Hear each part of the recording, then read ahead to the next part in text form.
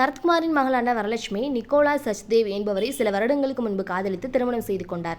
திருமணத்திற்கு பிறகு உச்சக்கட்ட காதலோடு அவர்கள் தங்களது வாழ்க்கையை நகர்த்தி வருகிறார்கள். வரலட்சுமி தொடர்ந்து நடிப்பதற்கு நிக்கோலாய் முழு ஆதரவை கொடுத்து வருகிறார். இந்நிலையில் வரலட்சுமி கொடுத்திருக்கும் பேட்டி ஒன்று சோசியல் மீடியாவில் ட்ரெண்ட் ஆகி ரசிகர்களின் கவனத்தை ஈர்த்திருக்கிறது.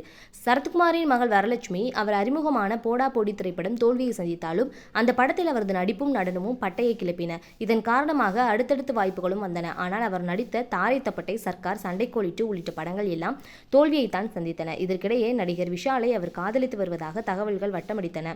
மேலும் சரத்குமாருடன் விஷாலுக்கு ஏற்பட்ட மோதலால் தான் இந்த காதல் பாதியில் முறிந்துவிட்டதாகவும் ஒரு கிசுகிசுப்பு உண்டு. இந்நிலையில் வரலட்சுமி சமீபத்தில் அளித்த பேட்டியில்தான் மிஸ் செய்த படங்கள் குறித்து பேசியிருக்கிறார்.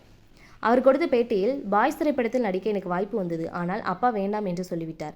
அப்போது எனக்கு வயது 17 அல்லது 18 வயது தான் இருக்கும். அதேபோல் 7G ரெயின்போ காலனி வந்தது. அப்போதும் இளவயதுதான். மேலும் வெங்கட் பிரபுவின் சென்னை 28 படமும் நான் செய்திருக்க வேண்டியது.